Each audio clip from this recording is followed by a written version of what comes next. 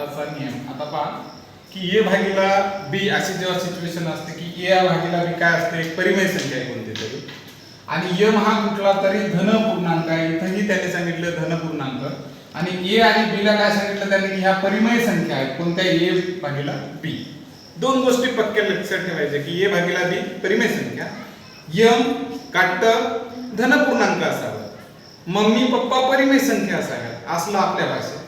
आता प्रॉब्लेम काय ते समजा, किंवा दोन भाऊ पकडूया की हे मोठा भाऊ आहे बरोबर आहे, हा लहाना भाऊ आहे बरोबर आहे, आणि ही वरची जी डोक्यावरची आहे ही बिचाऱ्याची प्रॉपर्टी आहे, संपत्ती बरोबर आहे.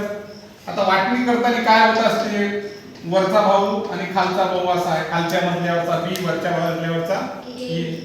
ते म्हणते प्रॉपर्टी वाटून पाहिजे, मग ही मला यम, हे म्हणते ही माझी मला, म्हणजे दोघांना काय झाली, स्वतःची स्वतःला सेम भेटली. वेगळी जमते का हो, इथे यम करता यायला लागलं का, दोघं भाऊ भांडण करणार की नाही.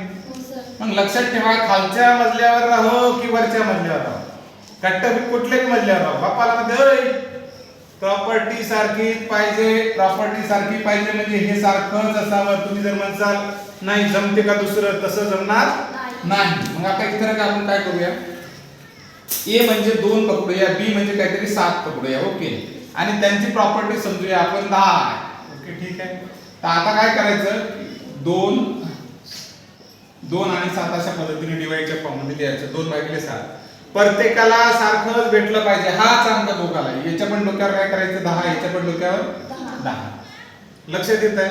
तर अशा पद्धतीने जेव्हा भागाकारामध्ये ही सिच्युएशन असं लक्षात ठेवायचं, हा जो इंडेक्स आहे तो याच्या पण डोक्यावर द्यायचा आणि याच्या पण डोक्यावर द्यायचा. लक्षात येत आहे.